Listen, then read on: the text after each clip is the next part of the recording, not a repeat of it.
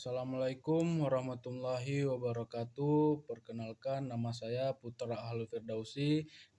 Praktikum Avertebrata Air kelompok 4 SIP 2 dan aslabnya adalah Bang Muhammad Raul Asyari Lubis. Saya akan menjelaskan sedikit sebuah topik yaitu filum moluska. Secara definisi, filum moluska merupakan bagian dari golongan invertebrata atau hewan tanpa tulang belakang yang memiliki tubuh yang lunak. Moluska memiliki sifat kosmopolit, di mana hewan-hewan ini memiliki daerah penyebaran yang sangat luas. Moluska dapat ditemukan di darat, air tawar, maupun air laut. Tubuh lunaknya itu dilindungi oleh cangkang, meskipun ada juga yang tidak bercangkang. Moluska terdiri dari 3 bagian utama, yaitu pertama kaki yang merupakan perpanjangan atau penjuluran dari bagian ventral tubuh yang berotot. Kaki berfungsi untuk bergerak. Pada sebagian moluska, kaki telah termodifikasi menjadi tentakel yang berfungsi untuk menangkap mangsa. Kedua, massa visceral. Massa visceral adalah bagian tubuh yang lunak dari moluska. Di dalam massa visceral terdapat organ-organ seperti organ pencernaan, ekskresi, dan reproduksi. Massa visceral dilindungi oleh mantel. Ketiga adalah mantel. Mantel merupakan jaringan tebal yang melindungi massa visceral. Mantel membentuk suatu rongga yang disebut dengan rongga mantel. Di dalam rongga mantel berisi cairan. Cairan tersebut adalah tempat lubang insang, lubang ekskresi, dan anus. Klasifikasi filum moluska.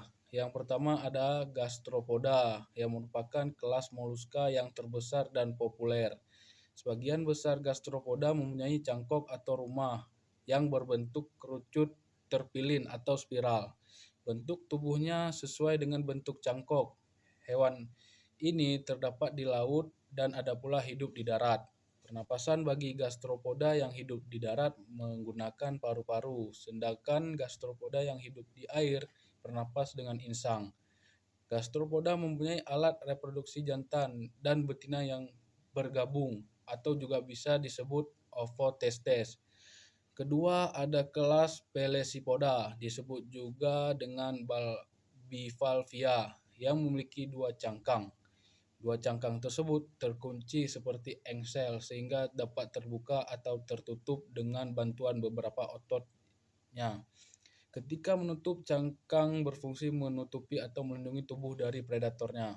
Hewan bivalvia bisa hidup di air tawar, dasar laut, danau, kolam, atau sungai lainnya yang banyak mengandung zat kapur. Contoh hewan kelas ini yaitu remis, tiram, dan kijing. Pada bivalvia, insangnya biasanya berukuran sangat besar dan pada sebagian besar spesies dianggap memiliki fungsi tambahan yaitu pengumpul makanan. Ketiga ada Polyplasopora, yaitu kelas dari anggota hewan tak tulang belakang yang termasuk dalam filum moluska. Hewan ini memiliki tubuh simetri bilateral dengan satu atau beberapa lembaran keping cangkang. Dan ada juga tanpa cangkang yang merupakan exoskeleton. Mempunyai beberapa insang dalam rongga mantelnya. Anggota kelas ini hidup di laut atau sekitar pantai yang menempel pada batu-batu menggunakan kaki perutnya. Keempat ada Scapopoda, yang merupakan kelas terkecil dari moluska. Hewan ini hanya hidup di laut. Scapopoda ini tidak memiliki insang, juga tidak memiliki jantung dan pembuluh darah, dan bernapas dengan mantel. Cangkangnya tajam, berbentuk silinder, taring, atau juga trompet. Yang keduanya terbuka karena disesuaikan dengan tempat hidupnya. Scapopoda ini memiliki lebih dari 350 spesies dan habitatnya mulai dari laut dangkal sampai laut dalam, kira-kira 2000 meter dari permukaan laut. Kelima ada Cephalopoda. Kelas ini merupakan kelas dengan tingkat evolusi tertinggi di antara moluska lainnya. Tubuh simetri bilateral dengan kaki yang terbagi menjadi lengan-lengan yang dilengkapi dengan alat penghisap dan sistem saraf yang berkembang baik berpusat di kepalanya.